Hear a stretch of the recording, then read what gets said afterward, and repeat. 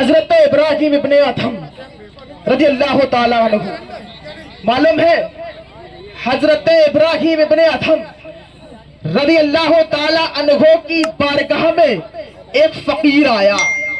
فیضان سنت سے میں نے پڑھا کہ ایک فقیر آیا، آنے کے بعد اب آپ یہ غور کریں ذرا، نصیحت کارے باتیں بھی سن لیا کریں۔ ایک بادشاہ کے پاس ایک فقیر آئے، بکھاری آئے اور یہ کہے یہاں کا مالک کون ہے؟ اب آپ کے گھر میں آؤں یہ کہوں یہاں کا مالک کون ہے، آپ کو غصہ آئے گا کہ یار مالک ہم ہے نا، دکان ہماری ہے، مکان ہماری ہے، زمین ہماری ہے۔ مگر حضرت ابراہیم ابن ادھم کی بارگاہ میں اتنی بڑی گستاخی کرتی اس بکھاری نے، اس فقیر نے، وزیروں کو غصہ آ گیا، وزیروں کو غصہ آیا۔ مگر ابراہیم ابن ادھم کے دل کو اللہ بدلنا چاہ رہا تھا، اللہ خود چاہ رہا تھا کہ ابراہیم میرے محبوب بندے بن جائے، ہے نا۔ اب کیا ہوتا ہے، حضرت ابراہیم ابن ادھم نے کہا ہم ان سے گفتگو کل کریں گے، ہم ان سے بات صبح کریں گے، ابھی ہم تھوڑا بزی ہیں۔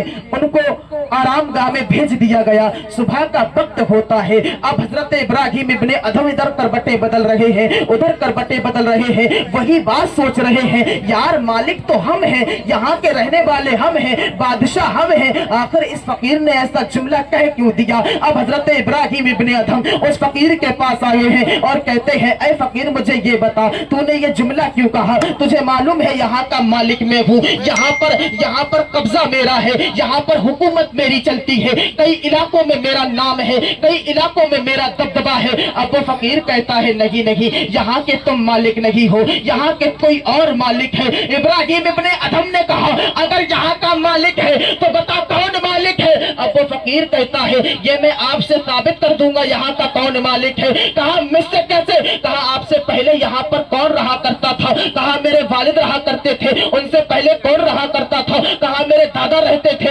اب اس سے پہلے کوئی اور ہوگا۔ اب حضرت ابراہیم ابن ادھم سے اب وہ فقیر عرض کرتا ہے جب مجھے یہ بتاؤ تم سے پہلے والد تھے، والد سے پہلے ان کے والد، یا یہ محل کیسے بھی قبضہ کیا ہو، اب تمہارے بعد اس کا کون قابض ہوگا؟ اس پر کس کا قبضہ ہوگا؟ محل پر کس کی حکومت ہوگی؟ جہاں کا بادشاہ تمہارے بعد کون بنے گا؟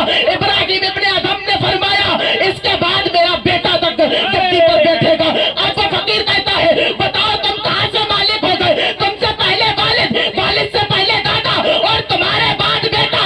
ابراہیم ابن ادھم نے شاہی لباس کو پھینک دیا ہے، شاہی تاج کو پھینک دیا ہے، ایک فقیری لباس کو پہنا ہے، اور پہننے کے بعد جیسے ہی فقیری لباس کو پہنا وہاں کے لوگوں نے کہا اے بادشاہ وقت یہ تم غلط کر رہے ہو، ایک فقیری کی باتوں میں آ گئے ہو، ایک فقیر کی باتوں میں آ گئے ہو، اتنا بڑا محل چھوڑ کر جا رہے ہو، اتنی ساری حکومت کو چھوڑ کے جا رہے ہو۔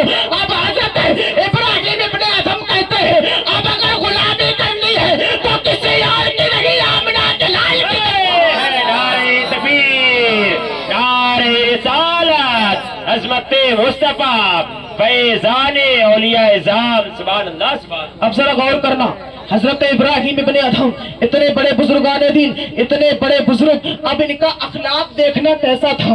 قاری صاحب اخلاق دیکھنا، حسن و سلوک دیکھنا کیسا تھا؟ حضرت ابراہیم ابن ادھم ایک جنگل میں بیٹھے ہوئے ہیں، رب کعبہ کا نام لے رہے ہیں، تسبیح پڑھ رہے ہیں، اللہ اللہ اللہ، اس طریقے سے آپ ذکر الہی کر رہے ہیں۔ اسی بستی سے ایک شخص نکلا، اب وہ شخص کہتا ہے بابا مجھے بستی کا راستہ بتا دو۔ نصیحت دیکھنا، الطاف بھائی ذرا غور کرنا بات پر، ذیشان بھائی توجہ دینا، اب سننا غور سے۔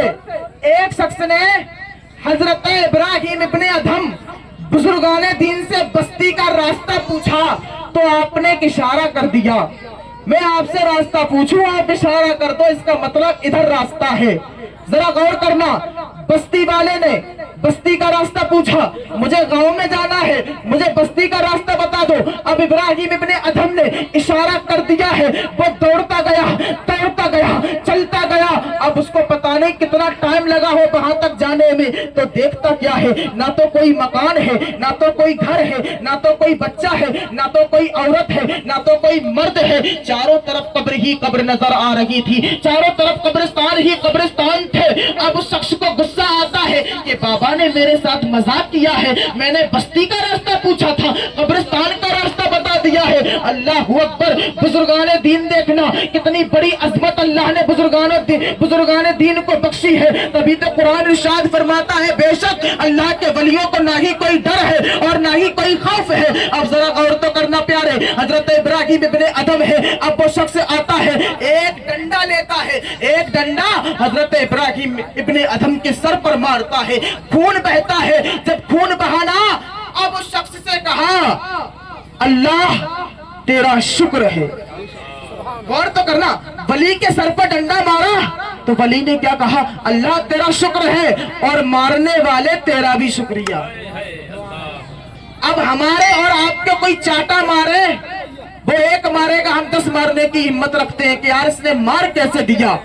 अगर मार भी देगा तो ये नहीं कहेंगे अल्लाह तेरा शुक्र या तेरा भी शुक्रिया। गौर करना, हजरत इब्राहिम इब्ने अदम है, वहां पर बैठे रहते हैं, फिर जिक्र इलाही में आप मसरूफ हो जाते हैं। अब वो शख्स किसी और से पता पूछकर हकीकत में जो बस्ती थी उस बस्ती में गया, तो लोगों से कहा, अपने मिलने वालों से कहा, ए बस्ती वालों, मुझे अजीब पागल मिला, अल्लाह अकबर, मुझे अजीब मजनू मिला, मुझे अजीब एक शख्स मिला जिससे मैंने गांव का रास्ता पूछा, जिससे मैंने बस्ती का रास्ता पूछा, उसने कब्रिस्तान का रास्ता बता दिया। लोगों ने कहा हाल कैसा था, ये कपड़े थे, ऐसी ऐसी जुल्फे थी, ऐसी ऐसी आंखें थी, अल्लाह अकबर कहां पर थे, कहां जंगल में बैठे हुए थे, क्या कर रहे थे, तस्बीह पढ़ रहे थे। तो लोगों ने कहा कौन था, तुम्हें मालूम है? कहा मुझे नहीं मालूम। अरे नालायक, तुझे मालूम नहीं है तूने क्या कर दिया है, वो कोई आम शख्सियत नहीं है। तो कहा वो है कौन जो तुम लोग इतना खौफ खा रहे हो?